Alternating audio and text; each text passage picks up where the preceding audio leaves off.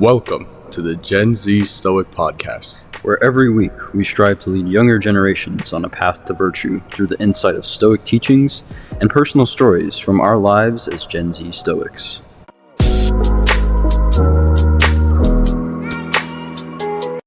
Welcome to this week's episode of the Gen Z Stoic podcast, where in conjunction with our goal to let the audience know more about us, we're going to do an unscripted personal episode.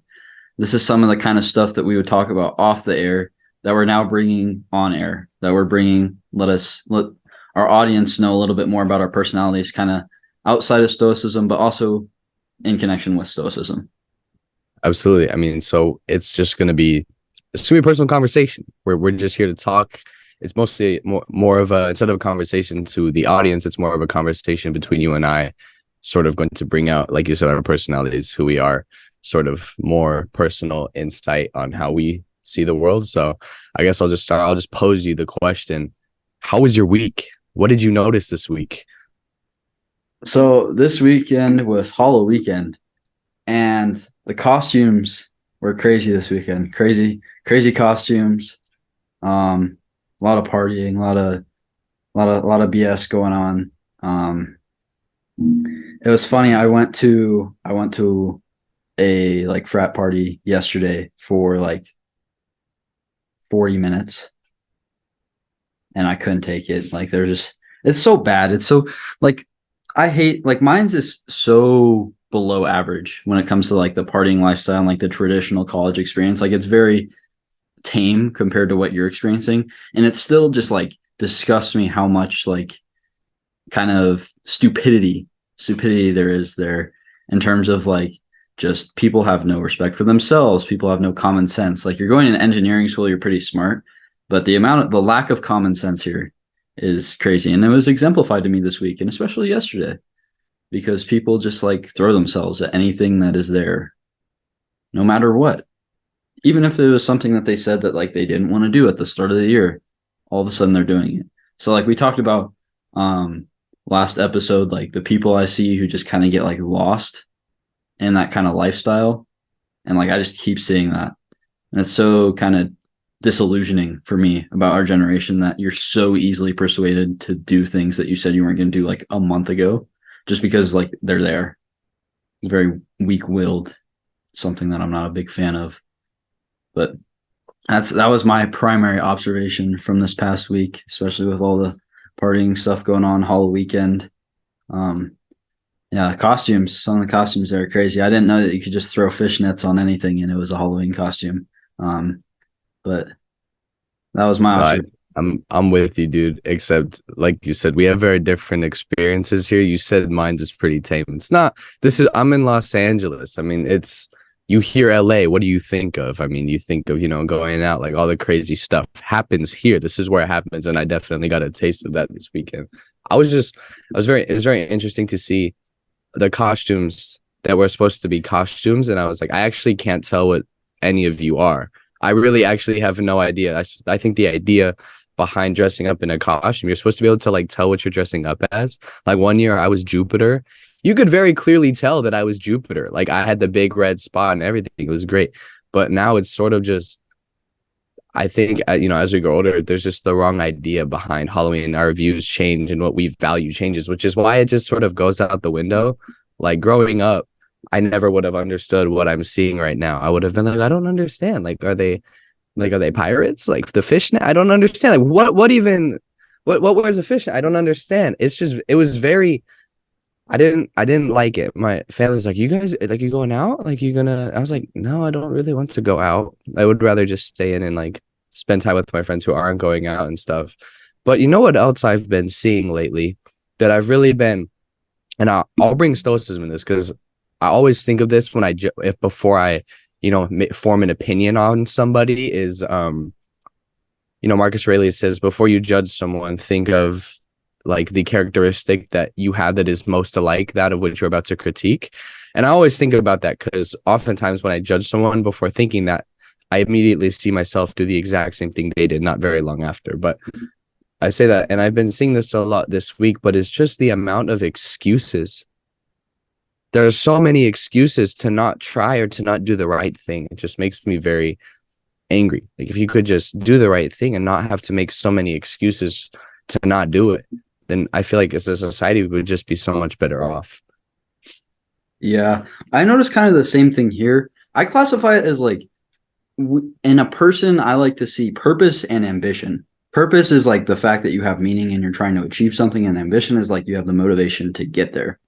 And like I view people like that, and the people here have like ambition, but I very rarely have found a person here who has like true purpose. That's why like I have a few friends here, but like I honestly haven't made that many friends because of that.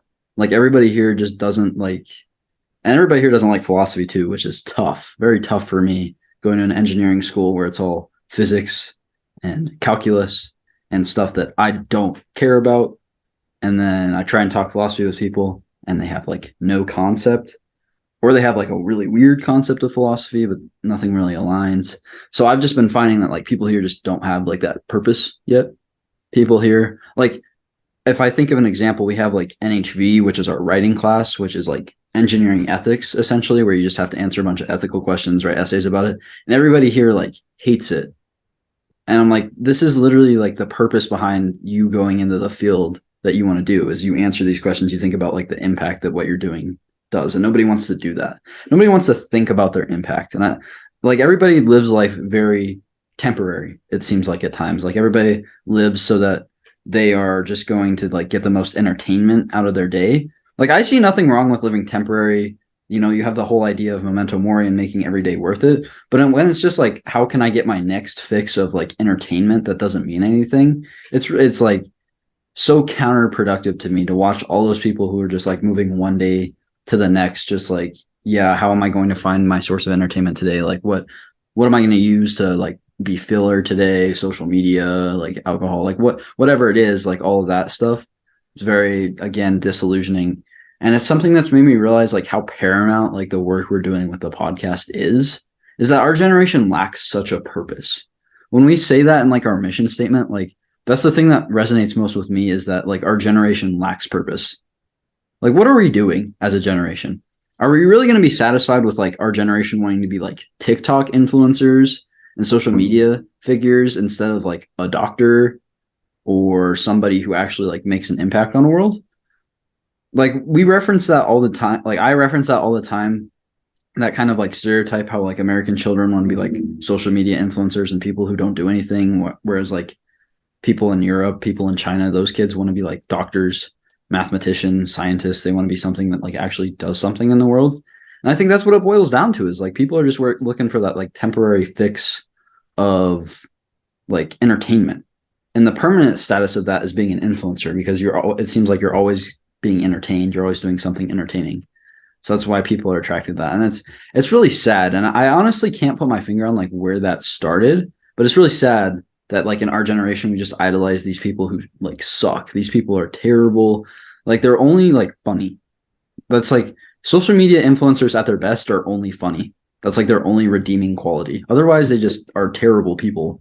And we idolize them and put them up on a pedestal versus you have like this doctor who's finding a cure for something. You're like, nah. Yeah, like we don't care about those kinds of things, and it's really sad. And it honestly, another thought I was having, we were talking about this like literally off air, so it's perfect we can bring it on air, is like Matthew Perry dying and how like fame ruins people. Just like the idea of fame ruining people. We were talking about like how much better it is to be unknown. Because like think about every actor, every like celebrity talks about how like, yeah, I started drinking when I was 12 because the pressure of acting was just so much. Like, yeah, I started doing this. I had to do this to cope. Like fame sucks. Our generation doesn't realize that. Like our generation won't read the news and the stories behind those people and just see like the glitz and glamour and then don't realize how bad fame is. And that's another concept that we talked about before. You had some good ideas on that. I'll let you kind of share those since we had this conversation off air as well. Well, we did, but it's all, yeah. Well, so for one, we like to think of ourselves as somewhat conspiracy theorists because we like to question the common narrative a lot, but that's sort of a thing for another time. But what the thing is with fame, when we said that, I said this in the last episode, but you just have no privacy in your life. I mean, why would you want your entire life to be known to the public? That just seems awful. I love having my time where nobody knows what I'm doing. And like you said, like with fame, I mean, we saw like Michael Jackson was a singer since he was like 3, dude. And he was traveling the world at such a young age. And he turned out to be this really like messed up guy in the head. That's just one example. But like the reason that people in positions of power just struggle so much mentally is because it's like they never have time to be themselves. They always have to be who the public wants them to be. Or if they try to do something themselves, they get shamed by the masses. So, I mean, how hard would that be if you have millions of people following you and you have the pressure of, living up to their expectations all the time? That seems awful. And I guess my thing when it comes to, like you were saying, like careers and like what we put value on, when it comes to influencers, dude, why? I just don't understand. These people have done nothing. It's simply based off their looks. And so if that's what we're putting, oftentimes it's based off of how they look, right? People come to fame because they are so attractive, or what society defines as attractive, right? And that is the only thing that gives them a rise to fame. And then they start like being a musician or starting a clothing brand or something. It all follows a very predictable pattern, right? Like you can usually tell what someone's going to end up doing based off of how they rose to fame. And so also, like you said, we're not even putting emphasis on the things that are important anymore. It seems like as a generation, we're not trying to progress our society forward. We're just trying to be comfortable living in the society that's been created for us by all the previous generations. We're essentially setting the next generation up for failure because we haven't actually developed an adequate sense of being in ourselves. And that's like across the world now, because technology ultimately has shaped our lives, and the ability to be comfortable has shaped our lives. I think about this all the time, how many times I take something for granted and I don't even mean to, and then I don't have it. Even like I woke up with sort of a sore throat the other morning. I take my health for granted all the time.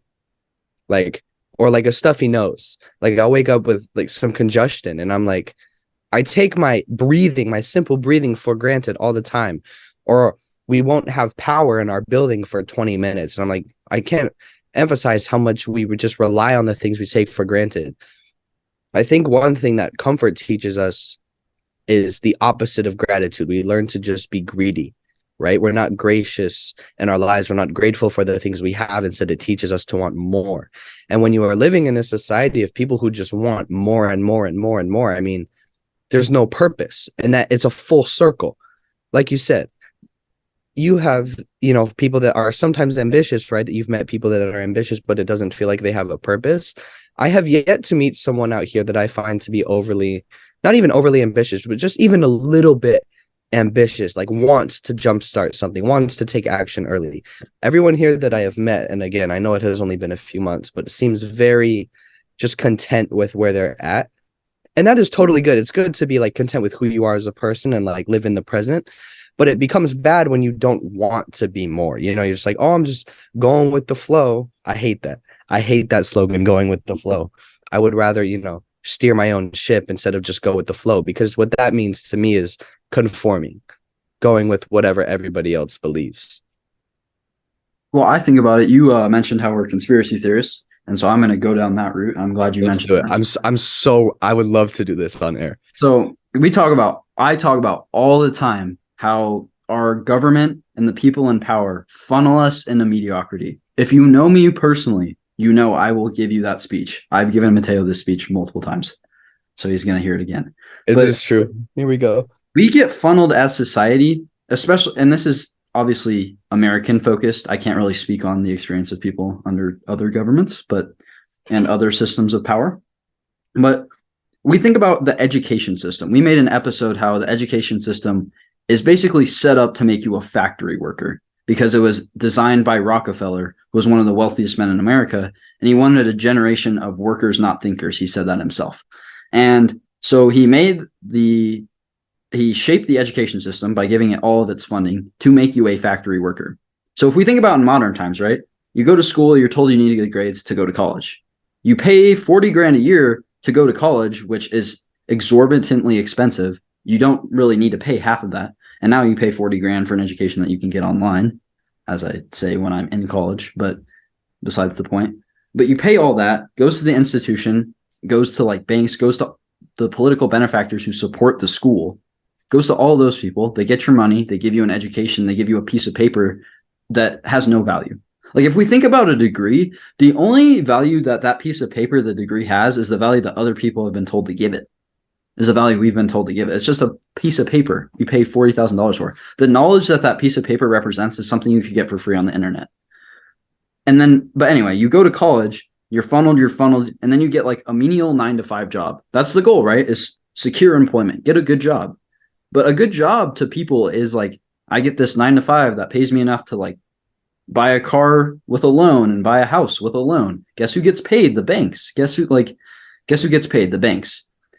And the big ones, the ones who like set up like the housing system, the one who import the cars, like those people get all of the money, right? And then you're content saying, oh, I got my paycheck that lets me do this 9 to 5 and I have a car and I have a house, I should be happy. Like, but there's so much more to life than just having a house and a car.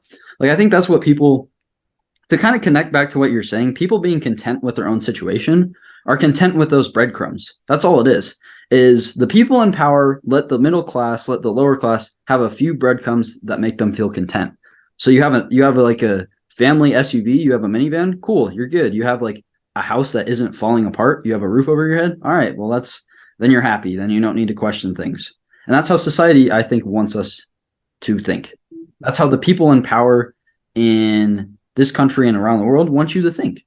That's truly my belief, is that that's how they want you to think, and not think that, screw the breadcrumb, I want the whole loaf. They don't want people who think like that, because those people change things. Like those people make monumental change and then do become vastly successful, which usually correlates with vast amounts of wealth.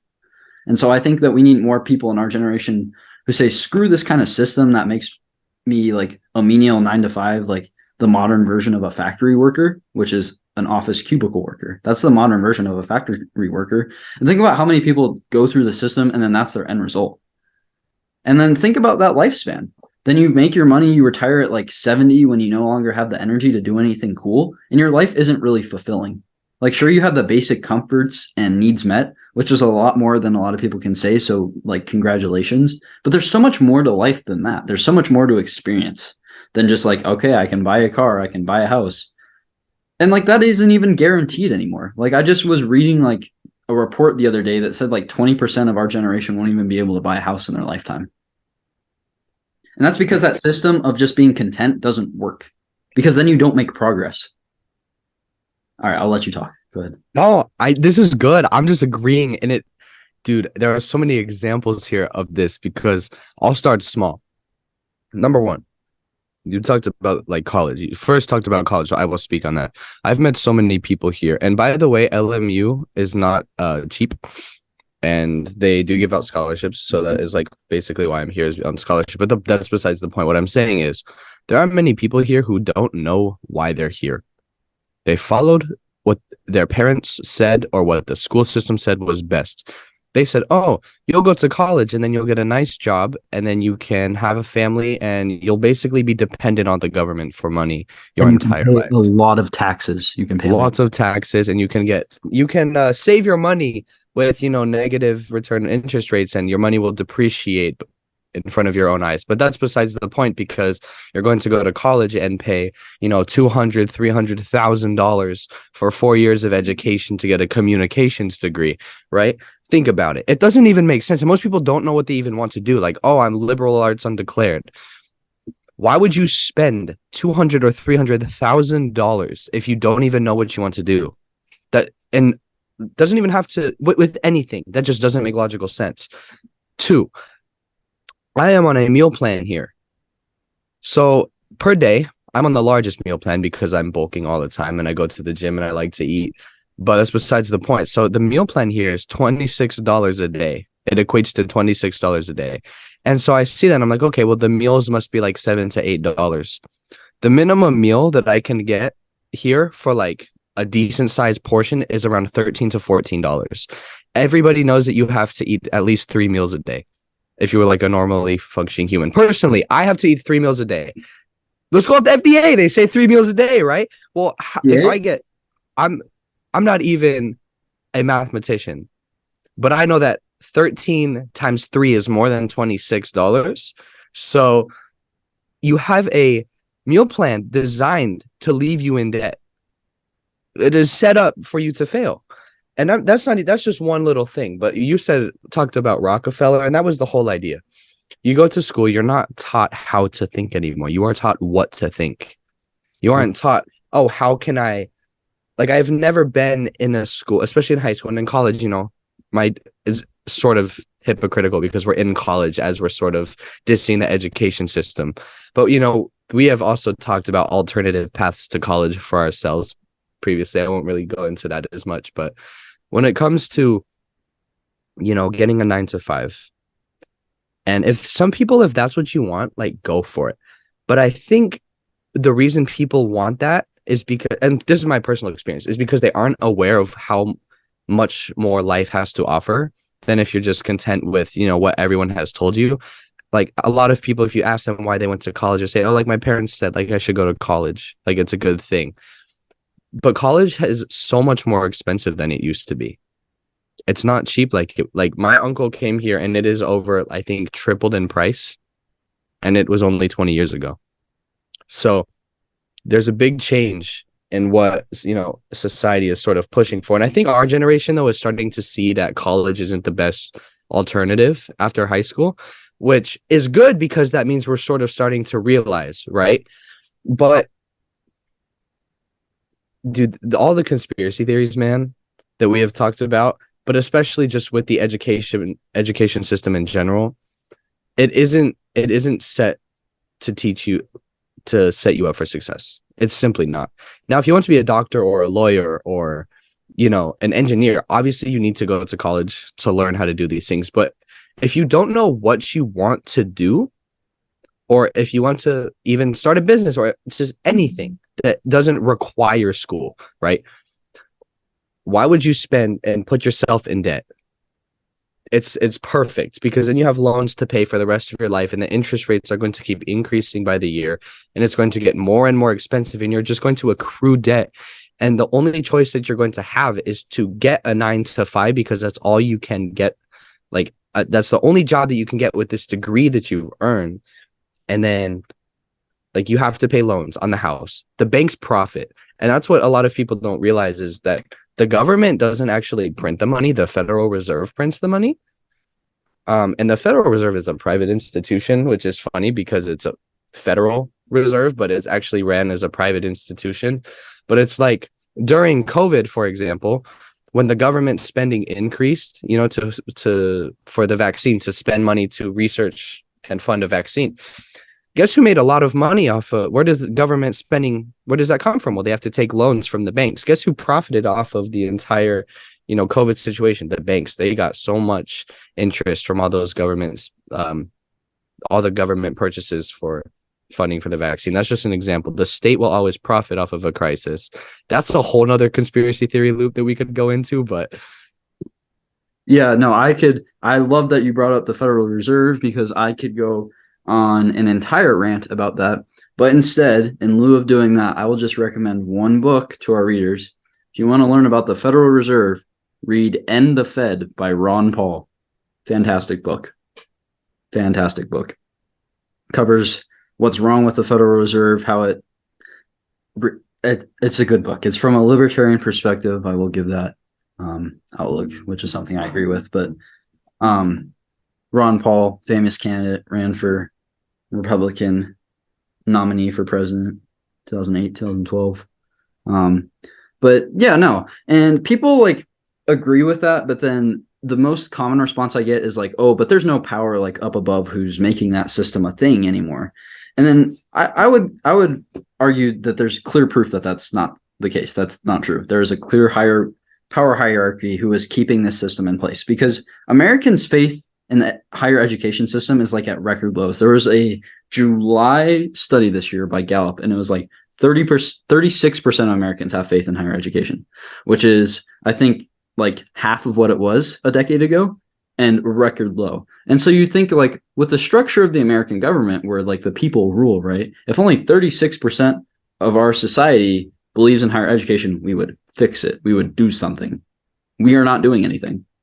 Why would we not be doing anything? Maybe it's because the people in power don't want to do anything because they're profiting off of the system right now. And the fact that you don't question like everything because you're told not to.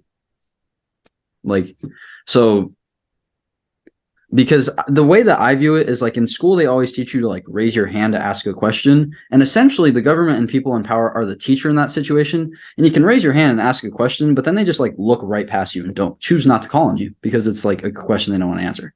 So that's my conspiracy theory rant. And I think it's something that I think connects well to Stoicism actually, because the root of like being different in that system is questioning everything and viewing life as having more purpose than just like monetary value.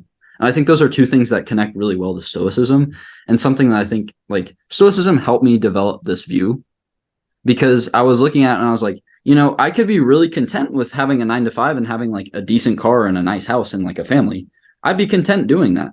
But like the car and the house don't matter. Like at the end of the day, they don't matter. My legacy is not going to be, oh, he owned a like 2023 SUV. Like nobody's going to care about that. Like they're going to care about the impact you have. That's something Stoicism really made me realize, because for a while I was very like money driven, and I'm still money driven. Mateo, but it's for a different reason. Yeah, it's for financial freedom. It's not for like I can buy nice things. If I become wealthy, I am going to buy nice things. And I feel like there's no shame in doing that. But two things. One, never show off those things. Never. Goes back to like, not displaying 100% of your life all the time. But like, there's no need for you to show off what you have. There's never a need for you to do that. And I've seen that like quite a bit, is like college.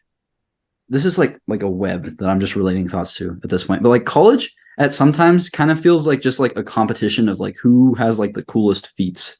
Like as people get to know each other, I've noticed like on a couple occasions, I'll literally just like laugh to myself in the middle of a conversation, because I'll realize like how much of just kind of the competition I'm in with somebody. Like I did this while I did this. I have this while I did this. Like, and people are just like throwing facts out about themselves to see who has like the coolest facts. Like ultimately your accomplishments like don't need to get shown off. Like you should be proud enough just with yourself of your accomplishments that you don't feel the need to show them off. So that's a thought I have about those nice things. And then the financial freedom aspect, which is like the biggest reason for me to want money, is that, the best way to get out of the system that funnels you into mediocrity, have your own money. Have your own money so that people cannot own you. That's the solution. So that's why we say that, life is much bigger than money and having a lot of things. But it's also important because for you to live your true self and find that life of purpose, you don't need to be constrained by people in power. And the only way you're not constrained by people in power is probably by buying them off. So that's exactly. Well, that is because in a world that is dominated by capitalism, the only way to gain freedom to live is to buy your way out, basically. So essentially, you have to play the game in order to like win and stop playing, and like be able to beat the game. You have to, I guess, I hate using this term, but it's like you have to live in the matrix for a little bit in order to break free, is the best analogy that I can give. And I hate using the word matrix because everyone and their mom uses the word matrix now. It's very overused, but I think the idea of what we mean when we say that is just being not aware of like the reality of the world that is going on, just being content, not questioning, basically. But you were saying like the main reason that like not showing off, right? It was interesting you said that, because I was actually just talking to my friend about it the other day, and he said that his dad gave him a good piece of advice. And he said, one, when you flex, know who you're flexing to, because if you don't know, usually you will find someone who has more than you, and then you just embarrass yourself. And two, if you're like with your very close friends and you're saying like, guys, like I did this, then you and your close friends can celebrate your wins together, but never just, go out and say, oh, I have a nice car, I have a nice watch, because odds are somebody has a nicer car and a nicer watch and a lot more of them. There's just no need. You need to practice humility. And when it comes to conspiracy theories and just questioning, I think that itself is actually a very stoic practice, is questioning things, seeking knowledge, seeking more than just what you've been told, right? Seeking just overall wisdom in your life. And when it comes to just questioning things, and like you said, I'm not money oriented because I want to buy nice things and I just want to own a lot of things. I'm money oriented so I can stop being dependent on the system. that requires money to function, right? The only way to get out of this system essentially is to buy your freedom. Not saying that we're not saying like we agree with that, but we are not in a position of power right now, or probably will ever be, to change the way that the world runs off of money. Like there really is no making that go away. So you sort of just have to accept that. You can still question things, but then play your way out and eventually win so that you don't have to be dependent on yourself anymore. There's also, I thought it was interesting because have you read the studies that like testosterone rates in men are lower now? They have, I think it is halved in the past like 50 years, right? Like our grandparents have more testosterone now than like we ever will in our entire lives. Like that's crazy.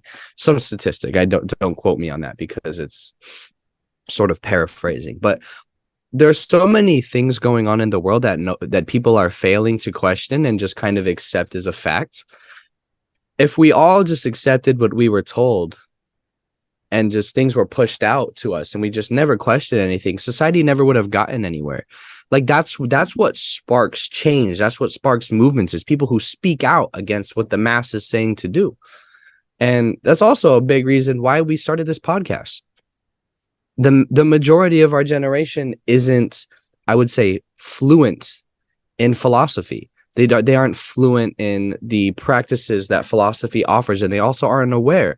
And maybe they don't see the value of why we heavily emphasize philosophy so much. But it is because, well, one, we believe that it leads to a virtuous life, but the main reason we're doing it is because not a lot of other people are. If everybody was talking about philosophy, then we wouldn't have this issue. But it seems like there is such a lack of discussion around these topics, which is why we sort of decided back in January of this year to make a change. And we talked about this too, but how many people made fun of us for starting a podcast from a basement? I mean, it was a lot. We had a lot of backlash. Maybe it wasn't even direct confrontation, but there were like rumors or just, word of mouth that sort of spreads. But I just find it very interesting because the exact theories that we just talked about, those are the people that are going to stay going down the rabbit hole forever. That's the common theme that I noticed.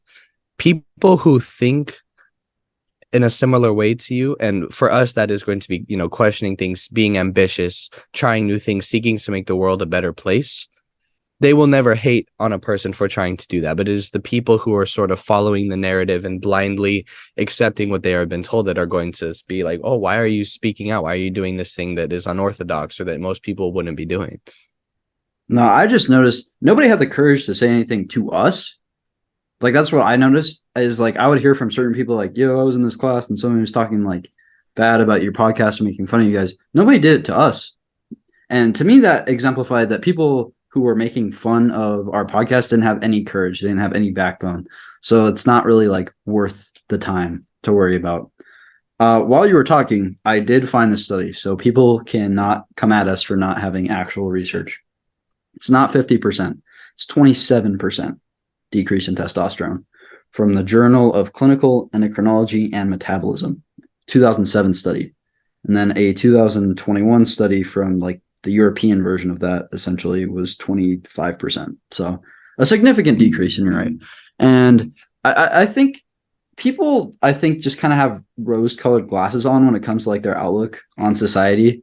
I'll keep returning to like the being content with where you are. They also don't look at big picture stuff like that, like how there's a lot of things in society going on right now that are signaling like the end of days.